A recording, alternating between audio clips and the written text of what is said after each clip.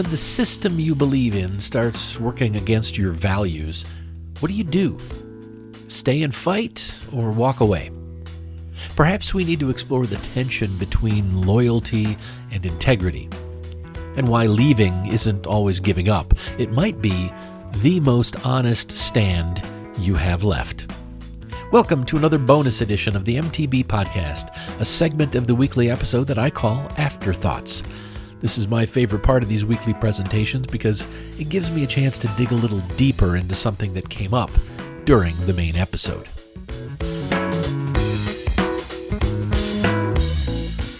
Let me start in a place that probably doesn't sound philosophical at all. My knees, my back, my feet. Because when we talk about work or purpose or even ethics, we tend to keep it in our heads.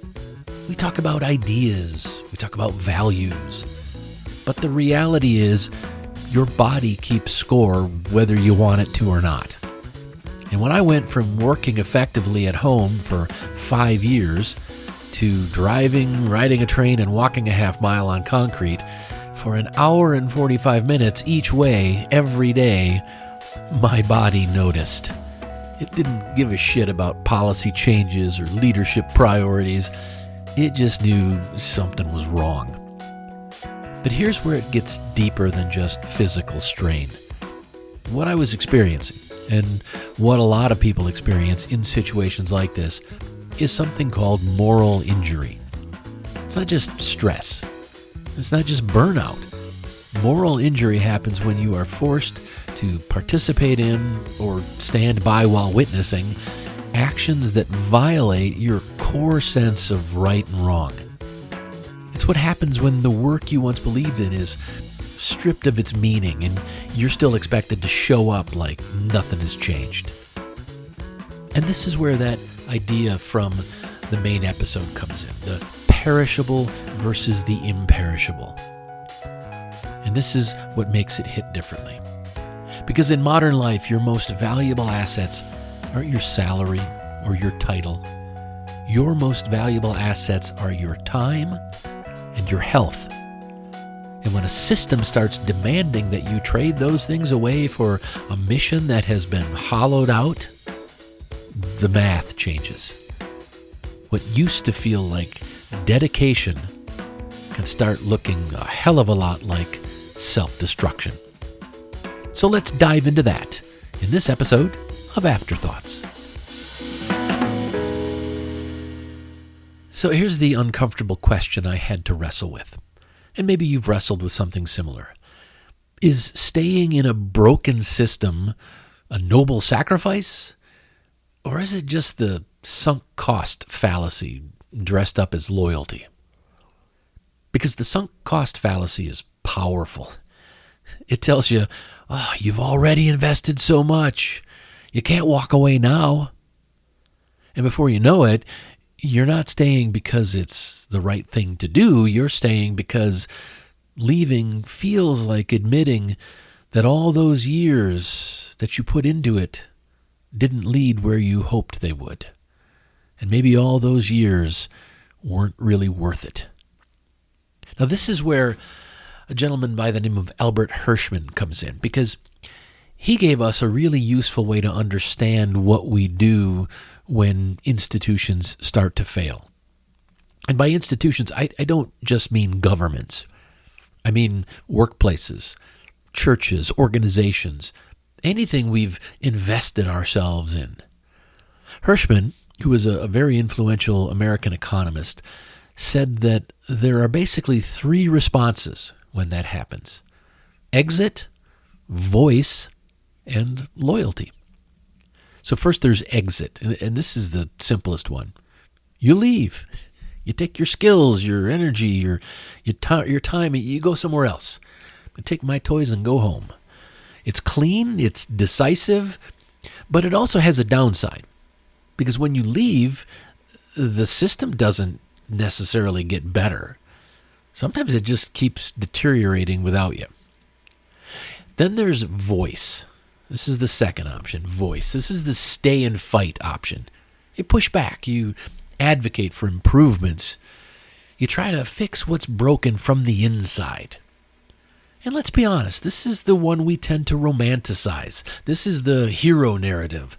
The person who stays, who resists, who fights to make change happen. And you can't steer the ship if you've jumped overboard. But here's the catch. Voice is exhausting. It's high effort, high stress, and very often low reward.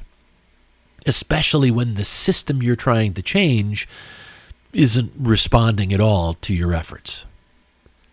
And then there's loyalty, which is sort of the modifier. Loyalty is what keeps you from choosing exit. It's what nudges you toward voice instead. And loyalty, in the right context, can be a good thing. It can keep people engaged long enough to fix problems. But Hirschman made a very critical point. Blind loyalty is a trap. Because if the institution knows you won't leave, no matter what, it knows you're loyal, well, it's got no real incentive to improve. Your loyalty becomes the very thing that allows the decline to continue. And then there's what Hirschman calls the paradox of the quality conscious member. The people who care the most, the people with the highest standards, well, they're often the first to leave. Not because they don't care, but because they care so much that they just aren't able to tolerate the degradation that they're seeing happening. And when those people leave, the system doesn't stabilize. In fact, it tends to decline even more rapidly because those quality conscious members were often the ones really keeping things humming along. Which leads to a brutal but honest question. Is staying always the more ethical choice? Or does staying sometimes enable the very thing you claim to oppose? Now let's bring this back to my situation that I described in the main episode, because this is where it gets personal and honestly still a bit unresolved. I took the deferred resignation program. I left the U.S. Department of Labor. I left federal employment. And even now, I still ask myself, was that the right call? Was that a stand based on principle, or was it a retreat into comfort? Because there's a real argument on the other side. If you care about the mission, shouldn't you stay? Shouldn't you endure no matter what? Shouldn't you position yourself to rebuild when things change? That's a powerful narrative, and it's one that keeps a lot of people in systems that are actively working against their own values. But here's the counterpoint, and this is where I think a humanist lens really matters. Agency, right? Personal agency. If the voice option is still viable, right? If it's viable, if you can speak up, organize, and influence outcomes, then staying might make sense.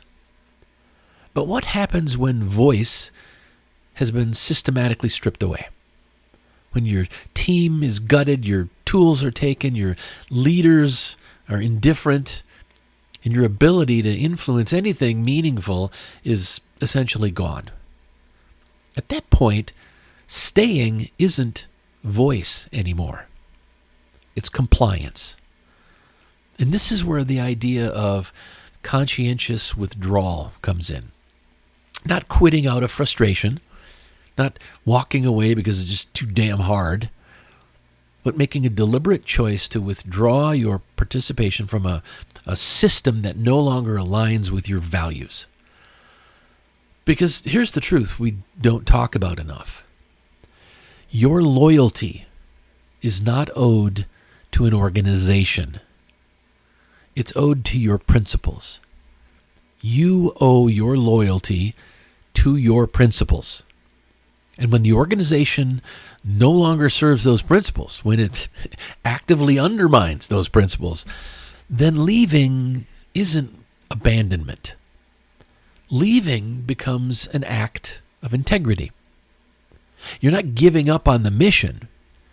You're refusing to legitimize a version of that mission that has been completely hollowed out. And yes, that comes with a cost. It's uncomfortable, it's uncertain, and it doesn't come with a clean, satisfying answer. But neither does staying in a system that's asking you to trade your health and your conscience for a paycheck. So let me try to end this with something you can actually use.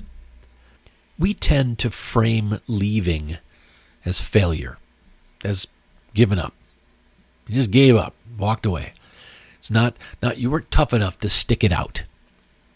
But Hirschman gives us a different lens to look at this. He shows us that exit isn't always weakness.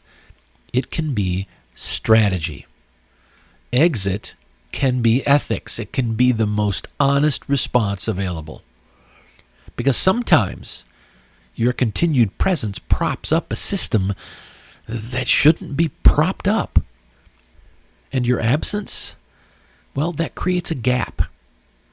It creates a moment where the system has to confront what it's losing. And maybe, just maybe, that's the loudest form of voice you have left. I think my exit, taking the deferred resignation program and then retiring from federal service, I think that sent a very loud and clear message to the leaders who remained. Because they've worked hard to keep my team members who stayed behind. And they're even starting to fund some improvements again. But let me leave you with something you can use. Let's call it the mirror test, because I want you to stand in front of a mirror, look yourself in the eyes, and ask yourself these questions. Am I staying somewhere because it's right, or because I've already invested too much to walk away? Am I staying somewhere because it's right, or because I've already invested too much to walk away? And if you're able to be completely honest with yourself, you can take it a step further and add this question. Am I preserving my comfort or my integrity? Because let's face it, the goal isn't to win every battle inside of a broken system. The goal is to protect the parts of yourself that you're going to need for whatever comes next. Your health, your clarity, your sense of right and wrong, those are the non-perishable assets. Everything else is negotiable.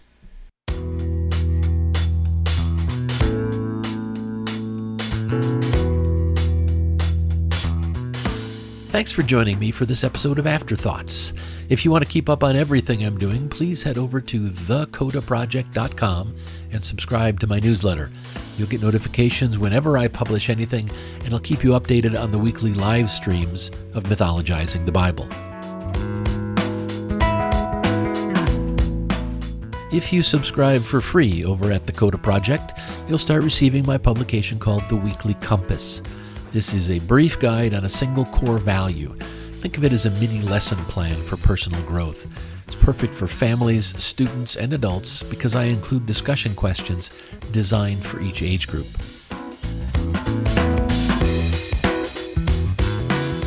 As a subscriber, you'll also have access to the Guide to Kitchen Table Activism, which is a detailed resource designed to help you be politically active from your own home.